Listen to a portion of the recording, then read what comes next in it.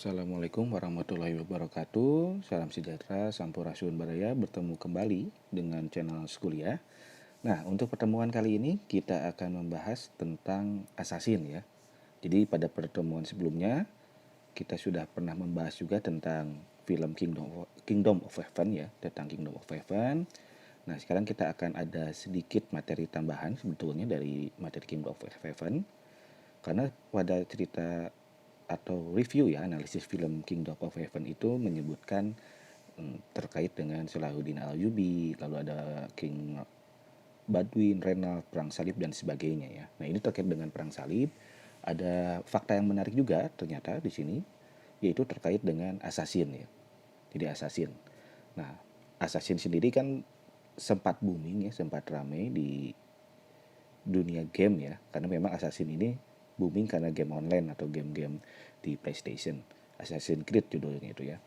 Nah, jika memang hanya sebatas game, mungkin itu tidak jadi masalah ya. Maksudnya, ya mungkin saja Assassin ini tokoh karangan atau fiktif ya, atau rekaan untuk kepentingan sebuah video game saja. Tapi ternyata jika ditelisik dari sejarah, ternyata ini mempunyai cerita yang panjang, fakta-fakta yang menarik terkait dengan Assassin ini. Dan tahun 2016 kalau tidak salah, itu 2016 itu sempat ada juga ya, jadi film Assassin's Creed ya, dalam bentuk nyata ya, diperankan oleh beberapa artis yang cukup terkenal, terutama artis dari Inggris, yaitu Michael Fassbender, Marion Cotillard, Jeremy Irons, Callum Turner gitu ya. Judulnya juga sama dengan gamenya, yaitu tentang Assassin's Creed ya, judul filmnya Assassin's Creed, itu 2016 kalau tidak salah. Nah, jadi kalau yang di filmnya ini, ya film aslinya ini, bukan film 3 dimensinya gitu ya, bukan film animasinya. Ini ceritanya cukup singkat ya, kurang lebih 2 jam kurang 5 menit lah, seperti itu. Nah, ini menceritakan ya tentang tokoh yang namanya Kalum. Nah, si Kalum ini ya hidup di dunia nyata juga tidak terlalu dalam tanda kutip ya, baik-baik saja. Dia itu banyak tidak diterima kerja, terus yang memang banyak hutang dan sebagainya gitu. Tapi suatu ketika dia tersadar pasca ada penyuntikan. Jadi dia itu disuntik sebelumnya, lalu dia dibawa ke suatu tempat, lalu ketika tersadar dia sudah ada di ruangan yang canggih seperti lab ya, futuristik banget gitu, bersama seorang perempuan, dokter, ternyata itu nanti namanya Dokter Sofia ya. Nah, nanti dia di sana dikumpulkan dengan banyak orang. Jadi dalam satu tempat itu yang futuristik itu ternyata itu lab ya. Dan di situ adalah sebuah lab yang dimiliki oleh atau pusat penelitian yang dimiliki oleh Abstergo Industri. Nah, Abstergo Industri ini apa? Dia itu perusahaan sains dan teknologi yang memiliki misi untuk melakukan reinkarnasi ya, reinkarnasi Ordo Templar gitu ya. Kalau di sini filmnya Ordo Templar. Nanti kita bahas fakta sejarahnya bagaimana. Tapi di film ini diceritakan bahwa Abstergo Industri itu memiliki misi ya untuk menciptakan teknologi untuk membangkitkan kembali reinkarnasi Ordo Templar. Namun ternyata keberadaan Kalum di perusahaan tersebut bukan tanpa alasan ya. Ternyata Kalum itu hendak dijadikan kelinci percobaan dan akan dikirim untuk melakukan penjelajahan waktu gitu ya. Jadi ini perjalanan waktu ya, ada misi lorong waktunya untuk menuju masa kerajaan Andalusia. Andalusia itu kita tahu ada di Spanyol ya. Jadi pada saat itu masa-masa assassin yang asli hidup dalam sejarah gitu ya, itu Andalusia adalah kekuasaan dari dinasti Umayyah II gitu ya. Kalau kalian main game Medieval Total War gitu ya di PC, itu biasanya disebutnya Almohad ya, Almohad atau Al-Muwahhidun yang mengesahkan Tuhan gitu ya. Nah, kalau di di Eropa atau di Barat disebutnya Almohad Umayyah II, dan memang di situ terkenal dengan Alhambra ya, Alhambra gitu. Nah, ternyata dikirim ke Andalusia. Nah, Kalum ini dia apa ya? Dikirim menggunakan semacam alat ya bernama Animus yang nanti memunculkan proyeksi gambar-gambar ingatan manusia melalui DNA keturunannya. Jadi keren ya. Jadi ditelusuri dari DNA-nya, nanti keluar itu ingatan-ingatan memorinya itu di layar. Ini keren juga, futuristik banget gitu ya. Futuristik banget, dan ternyata ketika DNA-nya si Kalum ini ditelusuri, dia itu ternyata keturunan dari yang namanya Aguilar. Nah, Aguilar ini adalah seorang assassin yang tinggal di Andalusia itu pada abad ke-14 ya. Abad ke-14. Seperti itu di filmnya, seperti itu di film Assassin's Creed yang 2016. Nah, nanti di sini nanti akan telusuri bagaimana ingatan memori dari Aguilar tersebut, dan ternyata memang di situ ada menceritakan sebuah misi untuk menyelamatkan Pangeran Ahmad de Granada gitu ya, yang telah diculik oleh yang namanya, ada nanti penjahatnya namanya Thomas de Torquemada ya, Torquemada nggak usah, Thomas de Torquemada. Nah, penculikan Pangeran Ahmad ini dimaksudkan untuk merampas sebuah benda. Nah, ini menarik ya. Jadi dia menggabungkan dua mitologi, bukan dua mitologi, dua fakta sejarah mungkin ya. Dua fakta sejarah film ini. Jadi Pangeran Ahmad itu dia punya apel, keluarganya namanya Apple of Eden. Ya. Nah, dimiliki apel itu oleh Sultan Muhammad ke-12. Ceritanya seperti itu. Nah, apa sih Apple of Eden ini? Jadi Apple of Eden itu adalah sebuah benda peninggalan kuno yang memiliki kemampuan untuk mengendalikan pikiran manusia. Nah, jadi tadi ya, di sini menceritakan dua gabungan. Yang pertama Assassin's Creed-nya, ya sejarah Assassin's Creed-nya ada, diambil fakta-fakta Assassin's Creed. Yang keduanya terkait dengan, ya ini semacam teori konspirasi ya. Jadi ada organisasi rahasia yang ingin menguasai manusia atau dunia lah. Ya di sini berwujud dalam namanya Abstergo Industri. Seperti itu. Nanti kalian bisa saksikan. Nah, singkat cerita, nanti Apple of Eden ini akan digunakan untuk mengalihkan pikiran manusia. Nah, saat itulah akhirnya Aguilar itu menyelamatkan Pangeran Ahmed de Granada. Namun tiba-tiba dirinya juga disergap oleh pasukan Thomas de Torquemada, ya, Torquemada, sorry. Sayangnya Aguilar berhasil ditangkap oleh pasukan Templar. Nah, jadi gini ya, di atas tadi saya sebutkan ada anggapan bahwa Assassin's Creed ini adalah bagian dari pasukan Templar. Ternyata enggak.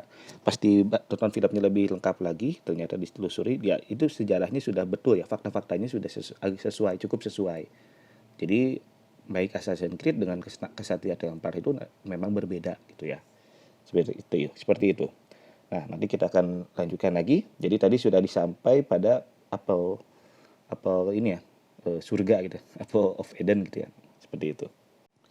Baik, berikutnya di sini saya akan menjelaskan bahwa dalam film Assassin's Creed tahun 2016 ini ya, yang memang diambil dari kisah alur cerita game Assassin's Creed sendiri.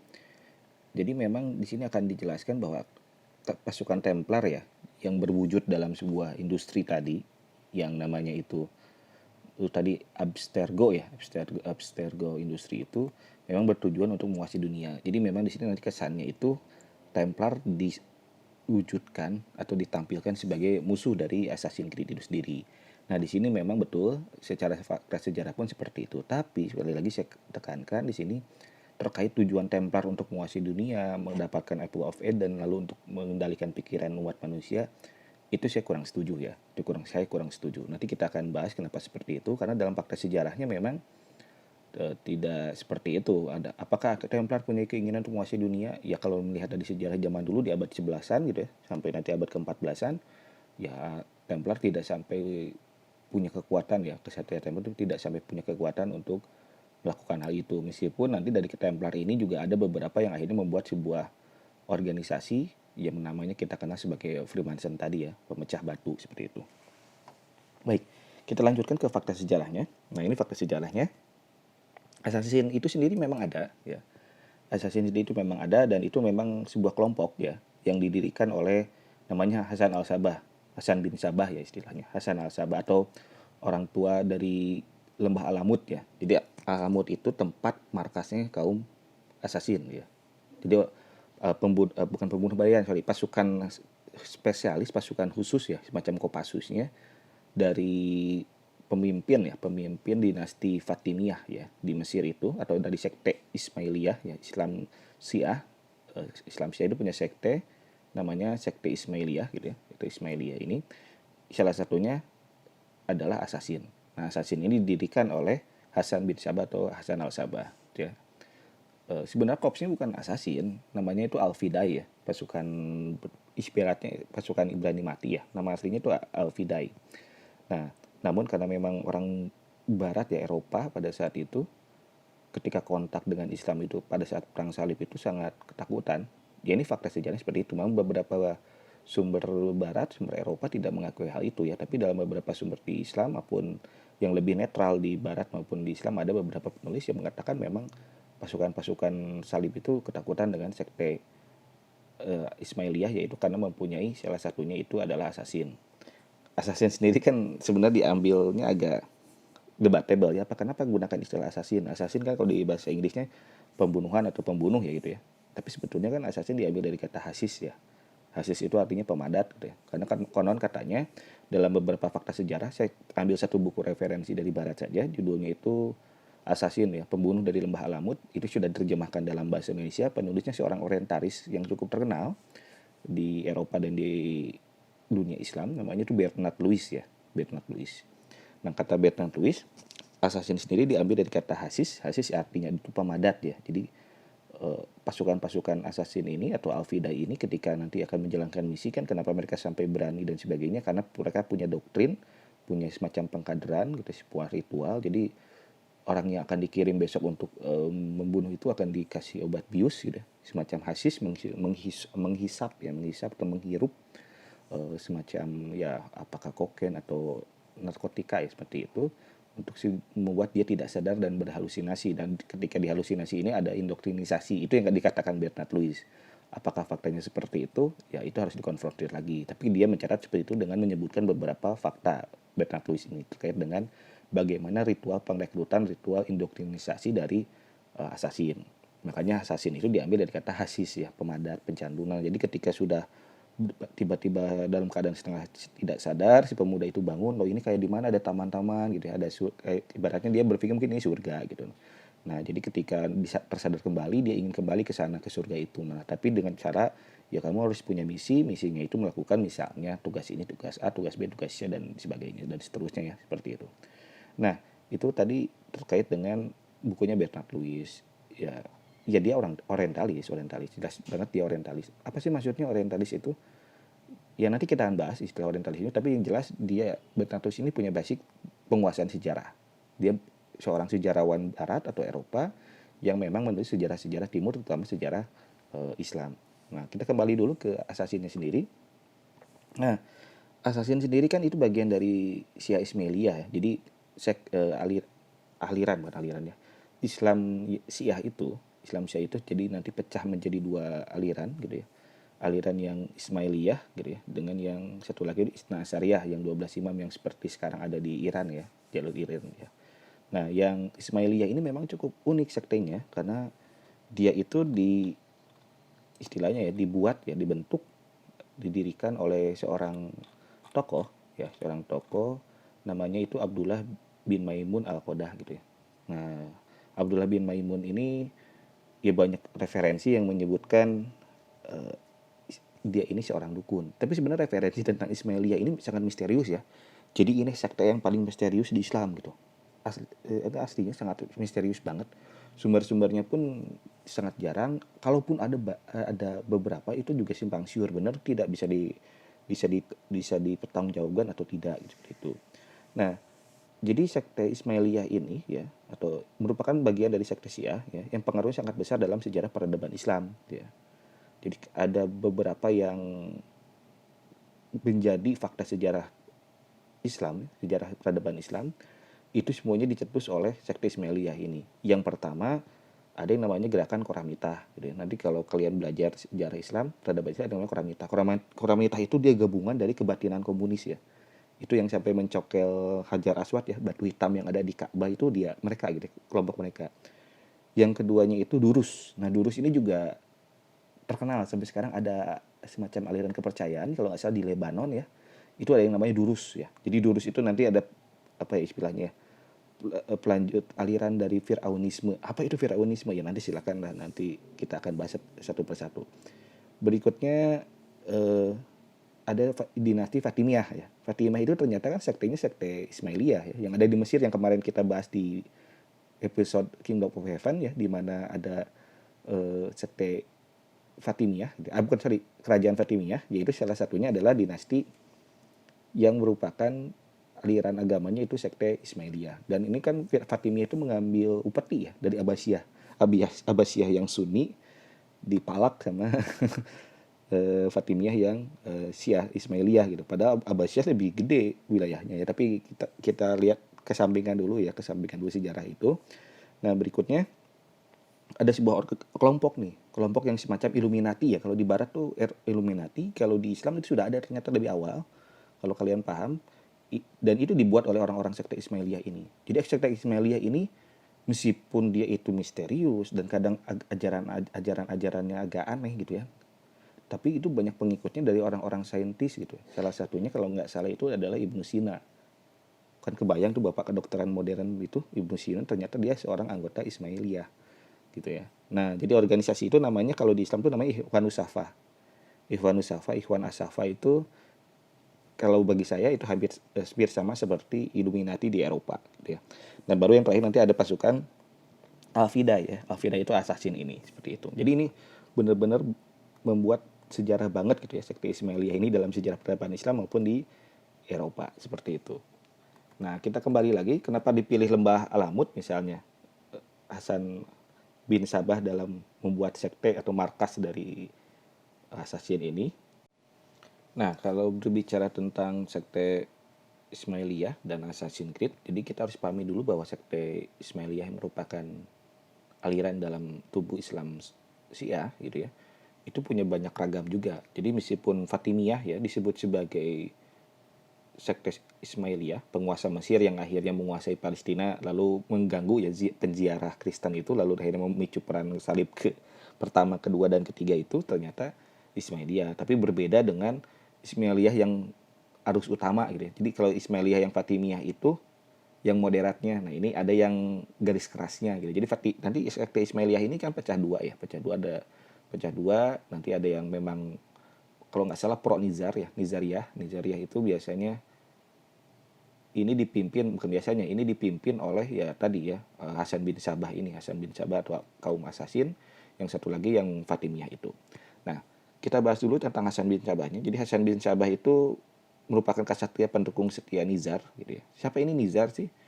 Nizar itu ya dia khalifah dari sekte Ismailiyah gitu ya. Jadi kan perpecahan Islam dari Sunni dan Syiah itu dalam pandangan saya lebih pada faktor politik daripada agama ya, doktrin keagamaan di awalnya gitu. Nanti dari faktor politik ini pecah lalu memunculkan pembenaran atau klaim-klaim agama untuk membenarkan pilihan-pilihan politik mereka gitu.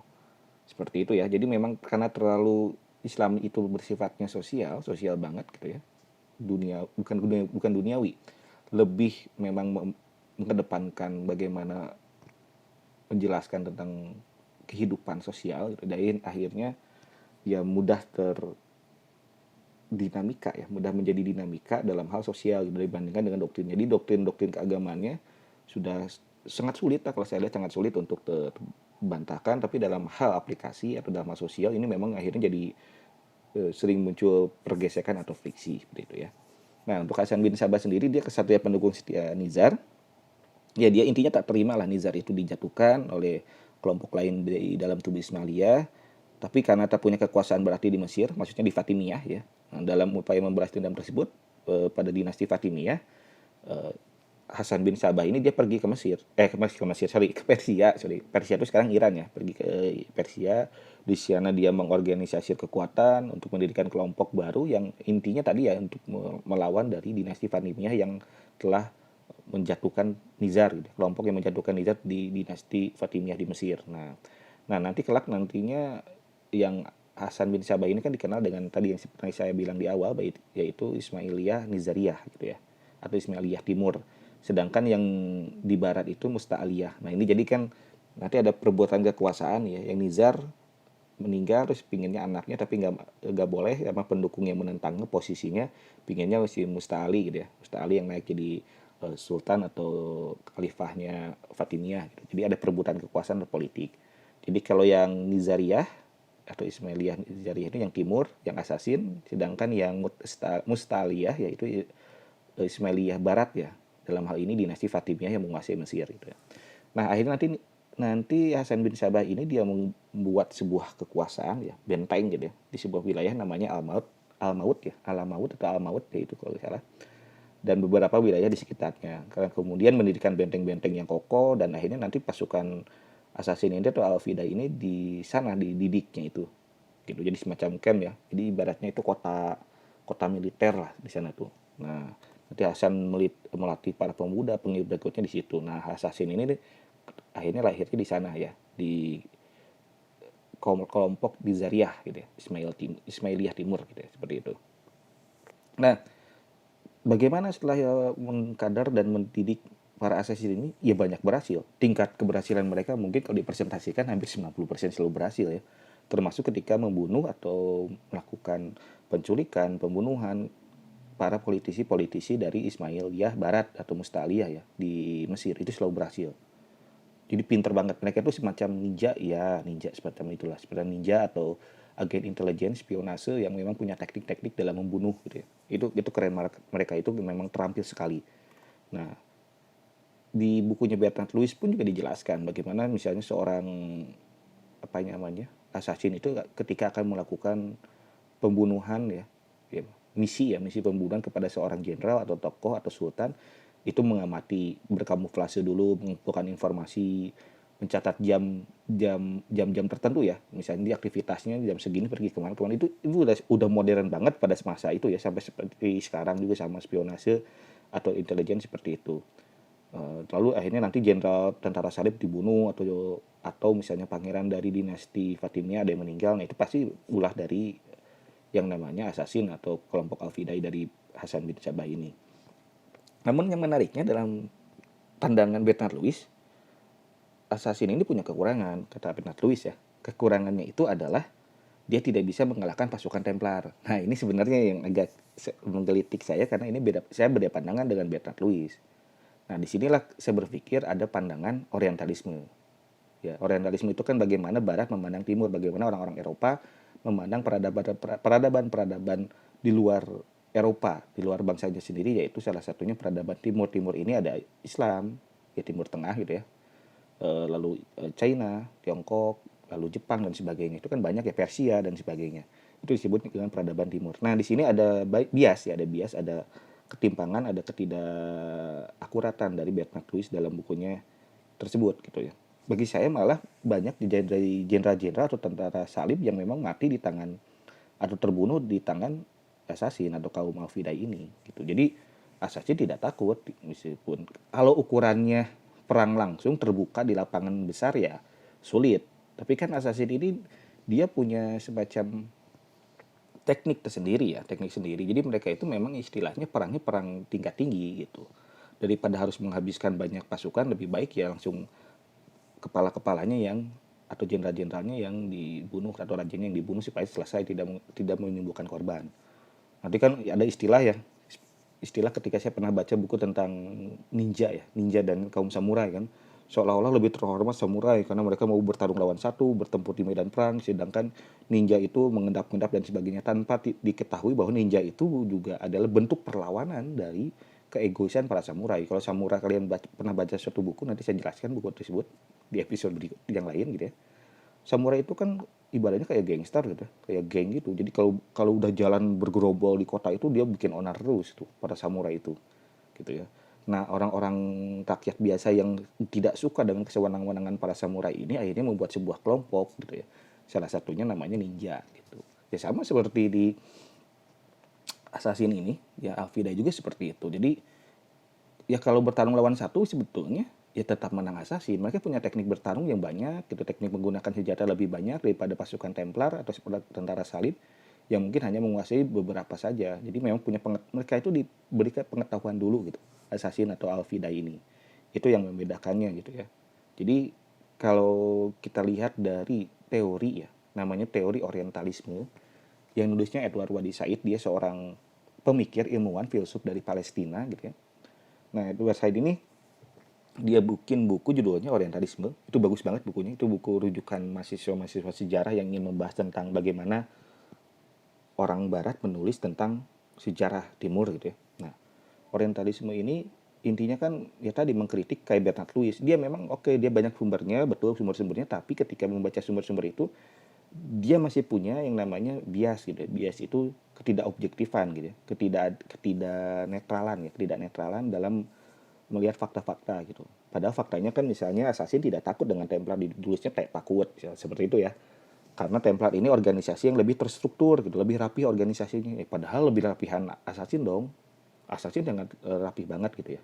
Sangat rapi banget sampai tidak diketahui di mana markasnya sampai suatu waktu ya tadi ya Lembah Alamut itu ketahuan, akhirnya diserang habis-habisan gitu ya. Kalah gitu, nanti Assassinnya kalah jumlah dan kalah senjata sebenarnya gitu. Nah, jadi contohnya gini, dalam sejarah Islam saya lupa bukunya apa judulnya. Pasukan Assassin ini juga sampai membuat cabang untuk membunuh tentara salib, jenderal-jenderal salib, perwira-perwira salib itu dibunuh di suatu tempat. Nah, karena saking banyak di sana, lagi perang di sana, dia bikin cabang.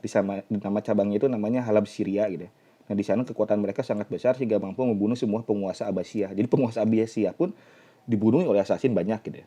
Jadi tidak hanya Kesatria Templar tapi atau Fatimiyah, dinasti Fatimiyah, dinasti Abbasiyah juga banyak dibunuh oleh pasukan Al-Fidah atau assassin ini. Seperti itu ya.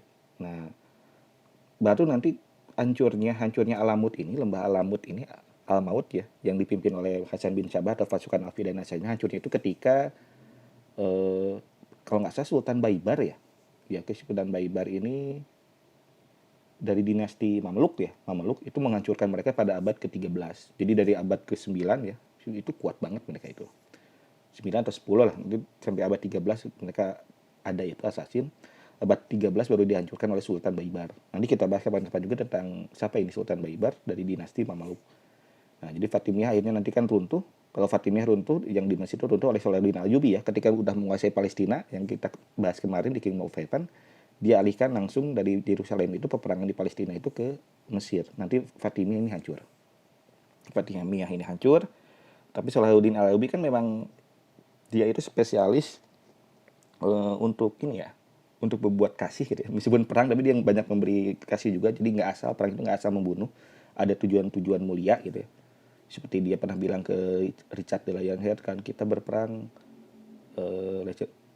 bukan untuk harta, bukan untuk kekuasaan atau tanah, tapi ya Tuhan menginginkan kita berperang seperti ini gitu ya. Jadi tujuannya udahlah ingat Tuhan gitu. Tujuannya untuk apa sih? Meskipun agama kamu dan beda, tujuan untuk Tuhan juga.